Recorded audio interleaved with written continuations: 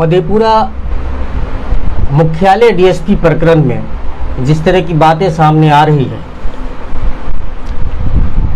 जहाँ तक जो वायरल वीडियो है उससे जो महिला आरोप लगा रही है उससे जाहिर होता है कि कहीं न कहीं मधेपुरा में कॉल गर्ल की सप्लाई पदाधिकारियों के पास होती थी। हालांकि मधेपुरा पुलिस इस मामले में अभी कुछ भी बता नहीं रही है। जांच के बाद ही इस मामले पे कुछ भी बोलने को की बात कह रहे हैं मधेपुरा एसपी। क्या लगता है आपको, ये इस प्रकरण को आप किस तरह से देख रहे हैं? सबसे पहले जो है रिपब्लिकन टाइम्स को बधाई कि आपने इस ज्वलंत मुद्दे को उठाया है। मधेपुरा जिसका एक समाजवादी की धरती रही और इसकी एक अपनी राजनीतिक हनक और विभिन्न क्षेत्रों में अपनी अलग राष्ट्रीय अंतर्राष्ट्रीय पहचान भी है। और वैसे में मधेपुरा के सदर डीएसपी की जो बात सामने आ रही है, उनकी जो मतलब घिनौना करतूत जो है वो जो सामने आ रहा है, ये उनकी बदनामी नहीं है, ये एक तरह से मधेपुरा की साख पर चोट है और ये काफ़ी गंभीर मामला है। और ख़ास तौर से ये इसमें उनको फंसाने की साजिश ये भी कहीं नज़र नहीं लगता है, क्योंकि उनका मोबाइल जब सहरसा में मिलता है और भी कारगर सप्लायर महिला के पास मिलता है, ये अपने आप में बड़ा सवाल है। इतना बताने के लिए काफ़ी है कि इसमें बहुत बड़ा राज है। और उस महिला ने तो कई बड़े पदाधिकारियों तक की चर्चा की है, कई सारे बड़े मतलब जो जवान हैं, अंगरक्षक हैं, उन लोगों के भी नाम, बॉडीगार्ड्स के नाम आ रहे हैं। तो ये बड़ा सवाल है कि आखिर इस पूरे प्रकरण में आखिर मामला क्या है, कितने लोग शामिल हैं। मैं यहाँ तक समझता हूँ कि डीएसपी तो मात्र एक टेलर हैं। फिल्म अगर आएगी तो ये लगभग 3 घंटे से लंबे का सफर होगा, इसमें कई सारे नाम जुड़ेंगे और बड़े नाम जुड़ेंगे। तो ये बहुत ही चिंतनीय विषय है। मधेपुरा के साख पर बड़ा चोट और बड़ा धब्बा भी है। माना जाता है किसी भी देश के कानून की जो व्यवस्था होती है उसका नींव पुलिस को माना जाता है। समाज में कानून का रखवाला पुलिस को ही माना जाता है और पुलिस पर का सर्वोच्च कर्तव्य होता है कि वो जनमानस का विश्वास पुलिस के प्रति बनाए रखे। और जिस तरह से ये प्रकरण सामने आया है, ऐसे में पुलिस की साख मधेपुरा के आम आवाम की नज़र में कैसी बनी है? विगत 2-3 एसपी के कार्यकालों में वैसे भी पुलिस का कार्यकाल मधेपुरा में जो है सो लोग परेशान है। पुलिस की छवि अभी अच्छी नहीं है। हालात ऐसा है कि एसपी, डीएसपी और जनरल रेंज में भी अच्छे पदाधिकारी विगत कुछ वर्षों में मधेपुरा को नहीं मिले हैं, जिसके कारण मधेपुरा की सुरक्षा व्यवस्था कमजोर हुई है। घटनाएं लगातार आम हो रही हैं। थोड़ा सा शुक्र है, मैं तो खुल के कहता हूँ कई जगहों पर कि विपिन कमांडो एंड टीम है जो थोड़ी सी राहत है, उम्मीद की किरण है। बाद बाकी पुलिस प्रशासन करप्ट, भ्रष्ट से मतलब पूरी तरह से घिर चुकी है। उसकी हालत अभी काफ़ी दयनीय है। मधेपुरा का दुर्भाग्य है कि विगत कुछ दिनों में प्रशासनिक अच्छे पदाधिकारी नहीं आए हैं, जिसका खामियाजा मधेपुरा को भुगतना पड़ रहा है। और मैं महसूस करता हूं कि इस मामले में गंभीरतापूर्वक जांच होनी चाहिए। और मैं तो यह भी कहता हूं कि देश के जाने माने आईपीएस अधिकारियों में शुमार शिवदीप लांडे जो हमारे डीआईजी हैं, ये उनकी अग्नि परीक्षा भी है।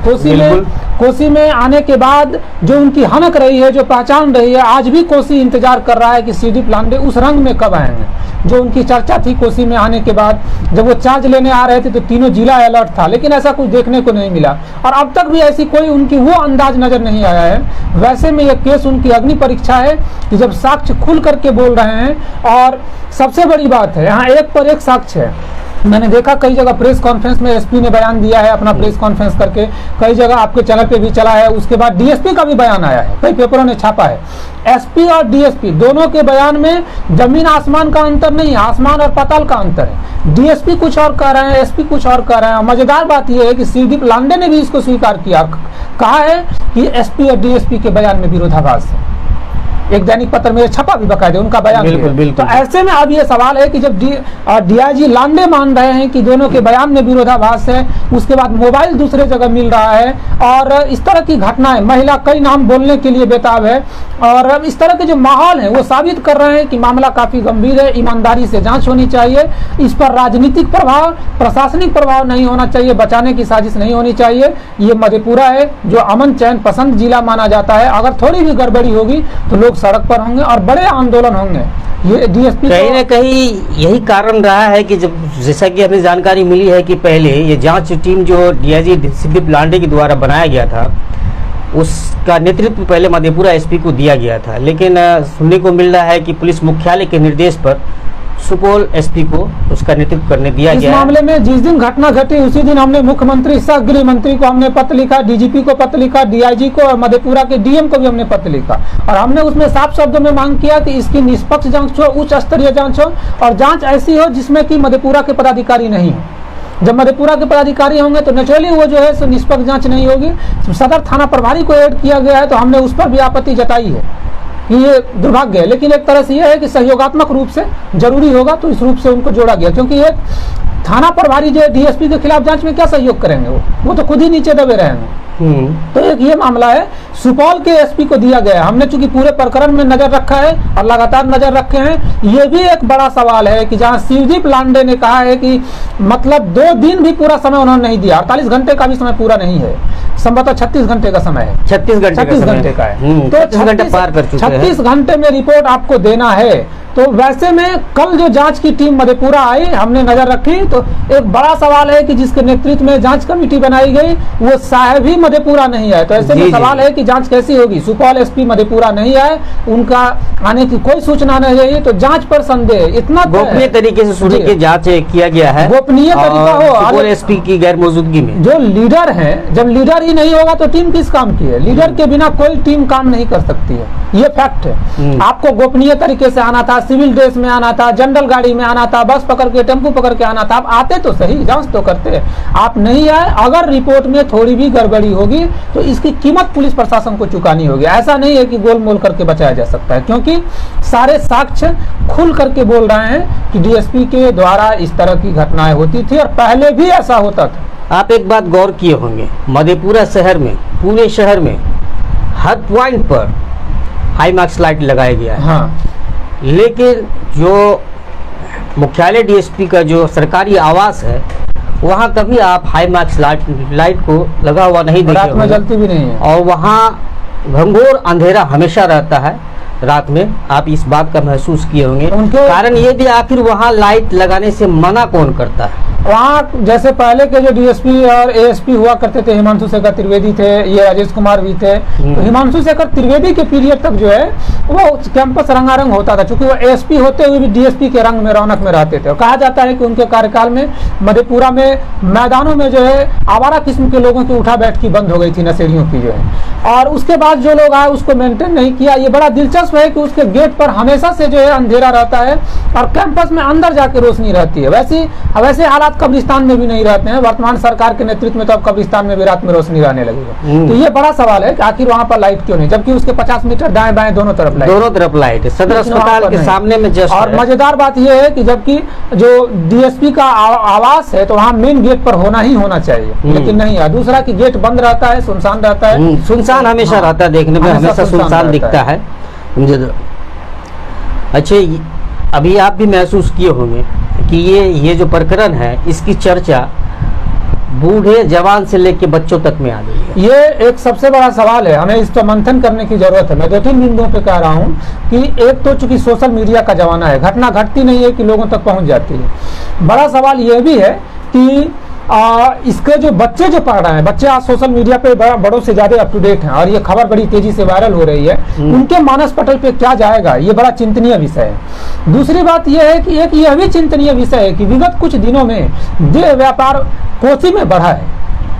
कई मतलब निजी तौर पर भी जो है सो कई जगह पे ये लोग काम कर रहे हैं, कई जगह बातें खुल के सामने आई हैं। तो ये बहुत चिंतनीय है, क्योंकि मानव सभ्यता, मानव समाज पर इसका गलत प्रभाव पड़ेगा। जो हमारे बच्चे जो इस चीज को पढ़ेंगे उनके मानस पटल पे जो इसका असर पड़ेगा वो कहीं ना कहीं उनको भटकने को मजबूर करेगा। ये बड़ा गंभीर मामला घर घर में चर्चा का विषय बन चुका है। तो जाहिर सी बात है बच्चों की भी नॉलेज ये घर घर में ही नहीं बल्कि मधेपुरा का मामला आज पूरे बिहार में तो छाया ही है, अन्य राज्यों में भी इसकी चर्चा है। हम लोग परेशान हैं, कई लोग फोन करके पूछते हैं क्या प्रकरण है, नहीं है, तो थोड़ा सा बुरा लगता है, शर्मिंदगी महसूस होती है। हमने तो कई लोगों को कहा कि हमारे यहाँ से लोग IAS IPS बनते हैं, हमारे यहाँ से लोग बड़े बड़े मंत्री बनते हैं, तो आप फोन करके नहीं पूछते हैं क्या हाल है आपके यहाँ से IAS IPS। इस पर आप हमसे फोन करके पूछ रहे हैं या फिर आप हमारा जो है सो मजा ले रहे हैं, आप मजाक ले रहे हैं। तो ये मजाक उड़ाया जा रहा है। ये सारे हमें भी कई लोगों ने कॉल किया तो एक तरह से मजाकिया टोन में बात किया कि आप ही के जिला के SP का मोबाइल कॉल गर्ल के पास मिला और DSP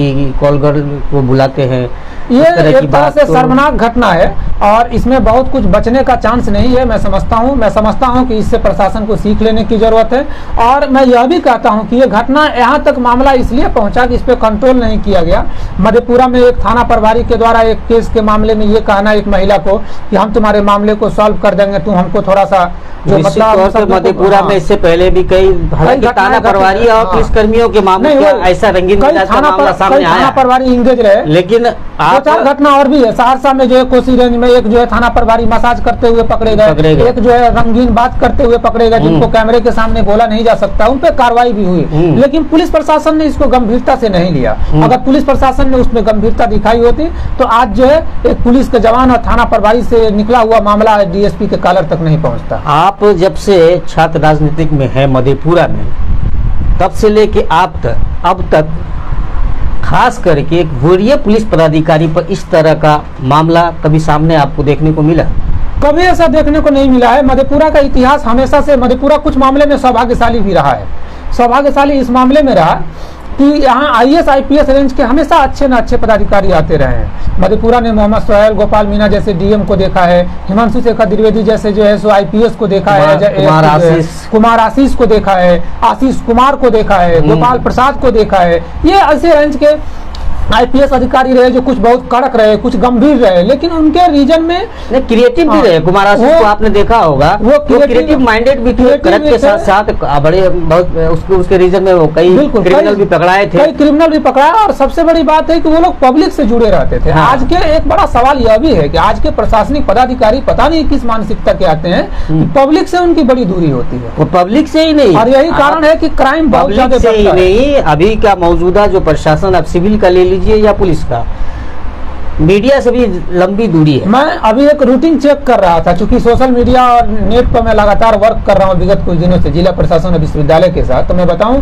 डीएम के प्रोग्राम को मैं चेक कर रहा था। तो आप कभी चेक कीजिएगा, गूगल पे देखिएगा कि डीएम के प्रोग्राम में मीडिया के साथ संवाद लिखा हुआ है, प्रेस कॉन्फ्रेंस लिखा हुआ है, बिल्कुल उसमें यह लिखा हुआ है कि जनसंपर्क पदाधिकारी उपरोक्त सारी चीजों की विवरणी देंगे। लेकिन आज तक मुझे पता नहीं चला कि साप्ताहिक क्या फैसले हुए, क्या नहीं हुए, मीडिया में आता ही नहीं है। हकीकत तो ये है कि यहाँ मधेपुरा स्थापना दिवस, बिहार दिवस, महोत्सव की बैठकें कैसे होती हैं वो पता ही नहीं चलता है। बाद में पता चलता है नहीं हो गई थी। दरअसल बात ये क्या है कि गोपाल मीना वगैरह के रीजन में और मोहम्मद सोहेल साहब कई सालों से कि हर गतिविधि की खबर मीडिया में आती है। कई सालों से यहाँ पर डीपीआरओ पोस्ट खाली है और प्रभार में किसी पदाधिकारी को दे दिया जाता है, जिसको पहले से ही कई प्रभार मिला रहता है। वैसे वो डीपीआरओ का पद को कैसे वो संभालेंगे, आप समझ सकते हैं। बस फॉर्मेलिटी 2 लाइन लिख के दे दिया जाता है, फलाना फलाना फलाना, इसके अलावा कुछ नहीं दिया जाता है। मैं तो विभिन्न कार्यक्रमों में देखता हूं कि मीडिया की उपस्थिति भी नहीं रहती है। थोड़ा सा अगर मीडिया सबल हो और बैकआउट करे एक आध कार्यक्रमों का तो इनके होश ठिकाने आए। पहले का एक दौर था कि मीडिया को सम्मान पूर्वक बुलाया जाता था, पीसी होता था, प्रेस दिवस पर बड़े कार्यक्रम होते थे। अब तो प्रेस दिवस पे साहब ही गायब हो जाते हैं, पहले साहब खुद आते थे। इस मामले में सबसे बड़ा मामला जो तूल पकड़ा है, मेन तूल पकड़ने का कारण कहीं न कहीं एसपी का मोबाइल है। क्योंकि उस वक्त डीएसपी साहब प्रभार में थे, एसपी के प्रभार में, तो लाजमी है कि मोबाइल उनके पास में होगा। और चूंकि एसपी का मोबाइल, वो भी सरकारी नंबर, सरकारी मोबाइल किसी कॉल गर्ल से बरामद हो, वो महिला जो सप्लायर थी उससे बरामद किया गया। हालांकि इस बात का तस्दीक खुद एसपी राजेश कुमार ने की है प्रेस कॉन्फ्रेंस में कि मोबाइल उसी महिला से बरामद हुआ है जो महिला का वीडियो वायरल हो रहा है। और वो महिला खुल के बोल रही है सबके सामने में। और मुझे जानकारी है और भी जो मीडिया में खबर आई है कि वो डीआईजी ऑफिस में उसकी पूछताछ की गई है। हालांकि मधेपुरा पुलिस इससे इनकार करती कि वो डीआईजी ऑफिस में पूछताछ नहीं हुई है, लेकिन जो जहाँ पे जो जगह है उस जगह पे आप देखेंगे गौर से तो वो कहीं ना कहीं आपको समझ में आ जाएगा कि ये पुलिस का ही दफ्तर है। इन्वेस्टिगेट और कहीं भी पुलिस पदाधिकारी का, पुलिसकर्मी का भी चेहरा उसमें आया है। देखिए उसमें कई सारा चीज है। पहला सवाल तो एसपी डीएसपी के बयान में विरोधाभास है। दूसरा की जो महिला से पूछताछ हो रही है, आप उस वीडियो क्लिप को गौर से देखिएगा तो जो लाल जो कवर होता है वो फाइल जो है बीच में नजर आता है, और वो फाइल ऑफिस में ही होता है, किसी के बेडरूम में नहीं होता है। और जो टेबल है वो टेबल ऑफिस का है, बैकग्राउंड उसका ऑफिस का जवान के खड़ा होने का दिखा रहा है। तो वो पूछने का अंदाज भी पुलिस का अंदाज है। और औरत का जो जवाब है वो भी लग रहा है किसी जो गंभीर आदमी को दे रही है। पुलिस के सामने आप एक बात समझिए कि जब वो कॉल गर्ल सप्लायर है तो अंदर से कितनी मजबूत होगी। आम आदमी उसके सामने जाके पूछेगा किसका दिन खराब हुआ है, लपड़ थप्पड़ खाएगा क्या वो ये पदाधिकारी ही कर सकते हैं और उसका भाव भंगिमा बता सकता है कि वो पदाधिकारी के द्वारा ही पूछताछ हो रही है। दूसरी बात यह भी है कि मोबाइल उनका वहां मिलना, और एक सवाल सबसे बड़ा दिलचस्प है जिस पर बात किया जाना चाहिए, जिस पर क्वेश्चन होना चाहिए। एसपी ने कहा कि हमारा मोबाइल मतलब जो है वो चोरी हो गया, नया मोबाइल लिया, एफआईआर या मतलब सनहा लोड कराया। एक यहाँ सवाल है कि जब एसपी जैसे बड़े पद का मोबाइल चोरी हो जाता है, यहाँ लोगों की साइकिल चोरी होती है तो खबर बनती है, एसपी का जब मोबाइल चोरी हुआ तो ये बात खबर में क्यों नहीं आई? दब गई। दब कैसे गई? खबर में क्यों नहीं आई? क्योंकि सवाल है कि अगर वो वीडियो वायरल नहीं होता तो शायद इस मामले की जानकारी किसी को कानो कान भी नहीं, कानो कान नहीं होते। क्योंकि डीजीपी डीआईजी अगर फोन नहीं करते एसपी को, और उसके बाद जब वो फोन करते, उसके बाद जब डीएसपी को फोन किए, जब बात नहीं हुई, तब जब देखा गया, जब लोकेशन ट्रेस किया गया तो डीएसपी का नंबर जो है मधेपुरा आ रहा है और एसपी का नंबर ये भी मिल रहा है कि उसने डीएसपी का भी मोबाइल चोरी किया, दोनों मोबाइल चोरी कर। अच्छा, हाँ, एसपी का मोबाइल के साथ साथ डीएसपी का भी मोबाइल चोरी की, 2 मोबाइल चोरी की, जैसा मुझे जानकारी मिल रही है। अब इसकी सच्चाई तो जांच के बाद ही सामने आएगी, लेकिन सुनने को ये मिल रहा है कि 2 मोबाइल वो चोरी की। इसमें मामला जो भी हो, लेकिन इतना हकीकत कुल है कि मामला गंभीर है। डीएसपी जो है सो विवाद में है, क्योंकि सरकारी प्रक्रिया है, सरकारी प्रक्रिया में जांच एक प्रक्रिया होती है, नहीं तो इतने साक्ष्य के आधार पे तो उन्हें हटा देना चाहिए था। लांडे जैसे पदाधिकारी के लिए इतना दिन इंतजार करना थोड़ा सा लोगों में संदेह उत्पन्न कर रहा है। सो मैंने पहले भी कहा, अभी भी दोहरा रहा हूँ कि लांडे की अग्नि परीक्षा है, और मेरी तो मांग भी है एआईएफ की तरफ से कि एआईएसएफ की तरफ से कि चूंकि एक बड़ा सवाल यहाँ पर है, इसको भी इंगित करना चाहिए कि इस डीएसपी को राष्ट्रपति पुरस्कार भी मिला हुआ है। हमारी मांग है कि जांच रिपोर्ट आने के बाद तत्क्षण इनके राष्ट्रपति पुरस्कार वापस लेने की मांग की जानी चाहिए सरकार से, मतलब राष्ट्रपति भवन से अनुशंसा हो कि ऐसे लोगों से राष्ट्रपति पुरस्कार वापस लिए जाएं, क्योंकि राष्ट्रपति पुरस्कार जिन्हें मिलता है वो समाज के आदर्श होते हैं। ऐसे लोग समाज के आदर्श नहीं हो सकते जिनकी हरकत इनकी ऐसी होती है। लोगों की भी प्रतिक्रिया ले ली जाए। जो लोग लाइव हैं और इस लाइव सेशन को देख रहे हैं, आप भी अपनी प्रतिक्रिया दें कि इस मामले में आपका क्या कहना है, आपकी क्या प्रतिक्रिया है। राहुल सिंह यादव ये लिखते हैं, मधेपुरा पुलिस की कारनामा कोई नया नहीं है, कभी चौसा थाना, कभी फुलौत, तो कभी आला अधिकारियों की इस करतूत से, ये करतूत किसी से छिपा नहीं है, मामला गंभीर है। बिल्कुल, निश्चित रूप से मामला गंभीर तो है, मामला गंभीर है, मामूली मामला है नहीं। एक जिला के पुलिस कप्तान का मोबाइल कॉल गर्ल के पास मिलना मामूली बात नहीं है। अपने आप में इससे बड़ी मतलब दुखद बात कुछ हो ही नहीं सकती। और भी लोग अपनी प्रतिक्रिया दें।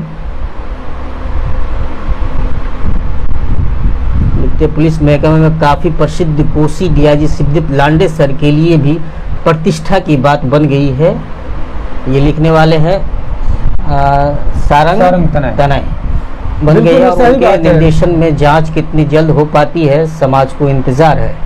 हालांकि जांच का समय 36 घंटा रखा गया था और 36 घंटा हमारे ख्याल से हम लोग इंतजार कर रहे हैं कि आखिर शिवदीप लांडे क्या करते हैं। अगर उधर से थोड़ी भी तौर पर शिवदीप लांडे सर के लिए ये परीक्षा की घड़ी है, अग्नि परीक्षा की घड़ी, अग्नि परीक्षा है। और शिवदीप, ये भी बड़ा दिलचस्प सवाल होगा कि बदलते दौर बदलते माहौल में क्या शिवदीप लांडे का तेवर भी ठंडा पड़ा है, या शिवदीप लांडे वही हैं जो महाराष्ट्र जाने से पहले बिहार में उनकी हनक हुआ करती थी। क्योंकि बिहार में आने के बाद अभी तक शिवदीप लांडे अपने पुराने अंदाज में नहीं लौट पाए अभी तक, और ये लोगों का चिंता का विषय है। कई बार लोगों ने कहा कि लांडे के होने की भनक मधेपुरा या कोसी को पता नहीं चल पा रही है। कई राउंड वो मधेपुरा भी आए, लेकिन मधेपुरा में वो हनक देखने को नहीं मिली। कई थानों में भी गए, लेकिन वो अंदाज नजर नहीं आया। तो ये इस मामले में फैसला बहुत कुछ साबित करेगा कि शिवदीप लांडे कितना निष्पक्ष फैसला ले पाते हैं। और चूंकि शिवदीप लांडे बड़े चेहरा है, राज्य के साथ साथ देश उनको देख रहा है, और इस मामले में मैं एक ही चीज समझता हूँ कि डीएसपी को हटाना चाहिए।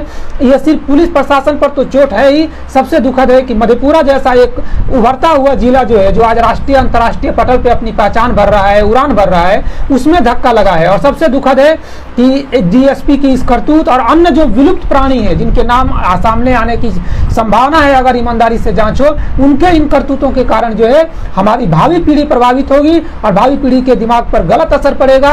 हम इसके लिए बड़े ही चिंतित हैं। सामाजिक तौर पर इसकी पहल हो। और एक विचारणीय प्रश्न यह भी है, समाज के सभी लोगों को मंथन करना चाहिए कि आखिर कोसी में क्या कारण है कि देह व्यापार फल और फूल रहा है? ये हमारे समाज के लिए घातक है, हमें इस पर विचार कई लोगों ने ये भी कहा है कि मधेपुरा समाहरणालय के आस इर्द गिर्द कई कॉल गर्ल मंडराती रहती है और उसका जो सप्लायर होता है वो भी उसके साथ में रहता है। मधेपुरा से जो समाहरणालय ही नहीं, मधेपुरा मार्केट में कई बार ऐसा देखा गया है। जो पहले के एसपी हुआ करते थे उन्होंने इस पर एक्शन लिया था, कुमार आशीष ने इस पर बहुत त्वरित संज्ञान लिया था और उस पर पहल भी हुई थी।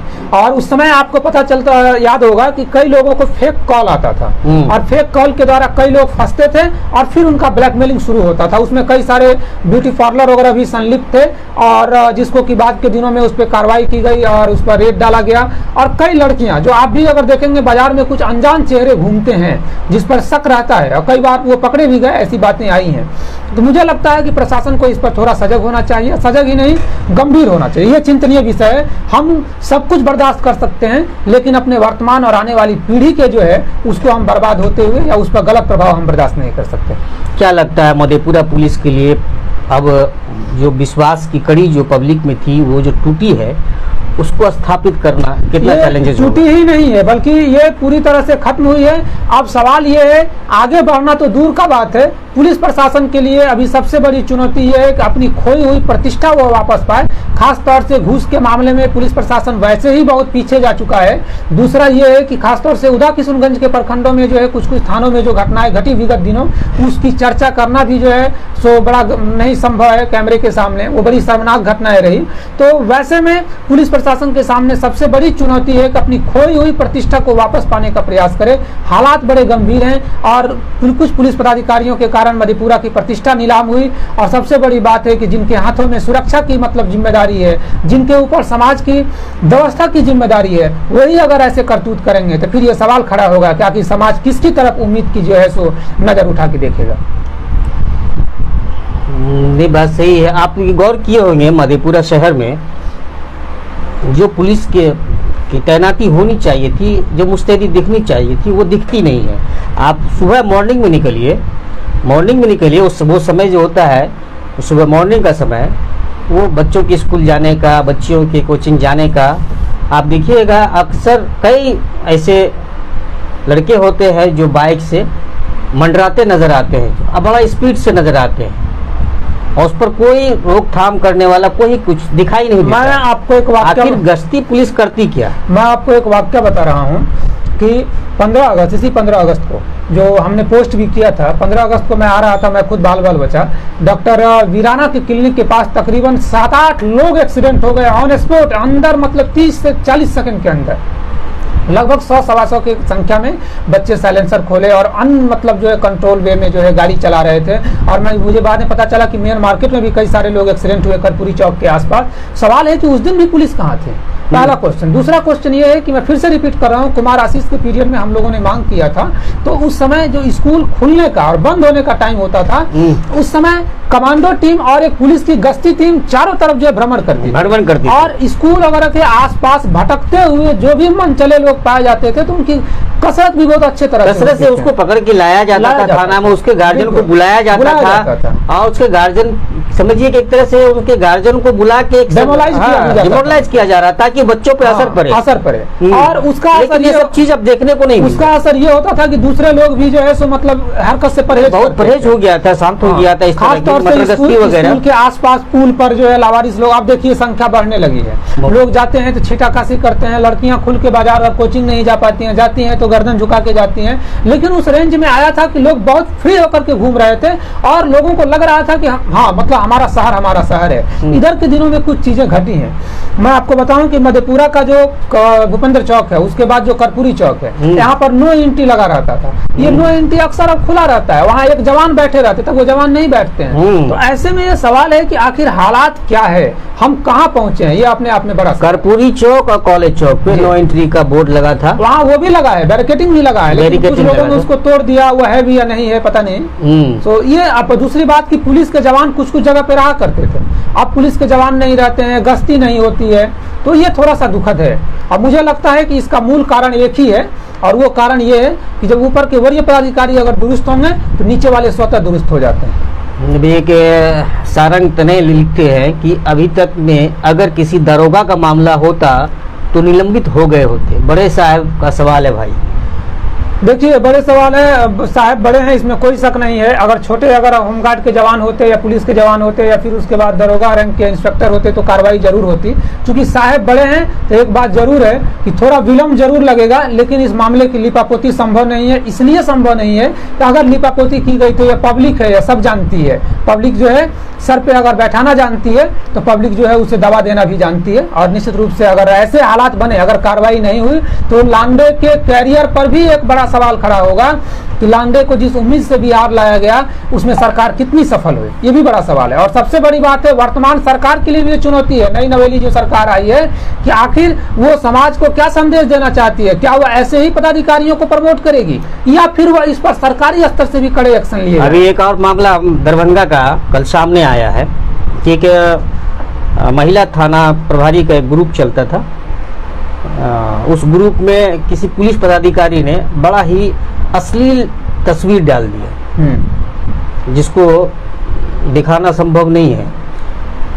उस पुलिस का वो ग्रुप चलता है, होता है अपना व्हाट्सएप ग्रुप, उसमें ही बड़ा अश्लील तस्वीर डाल दी जो काफी आपत्तिजनक है। और उसको हटाने के लिए बोला गया तो वो हटाया भी नहीं। और बताया जा रहा है कि हालांकि इसकी जांच चल रही है। वहाँ की जो महिला थाना प्रभारी है उसने लहरिया सराय थाना का मामला है, हाँ, दरभंगा का, हाँ, तो वो अब FIR दर्ज की है उसने, जिसने पोस्ट किया है। तो बताया जा रहा है उसका नाम हलदर मंडल है और वो दरगा के पोस्ट पे बांका जिला में कहीं पोस्टेड है। हालांकि इसकी पुष्टि मैं नहीं कर सकता, जो उसकी जांच होने के बाद IT सेल वगैरह वहाँ जांच कर रही है। तो आप समझिए कि वो जो उसका जो प्रोफाइल पिक्चर है उसी से उसको पता लगाया गया और ट्रू कॉलर से भी पता लगाया गया। तो हलदर मंडल नाम बताया उसका और वो 2 स्टार पुलिस पदाधिकारी थे। तो इस तरह से जो पुलिस की मानसिकता होती जा रही है, तो पुलिस के पास लोग कैसे जाएंगे, खास करके महिलाएं किस तरह से जाएंगी, क्या सोच के जाएंगी?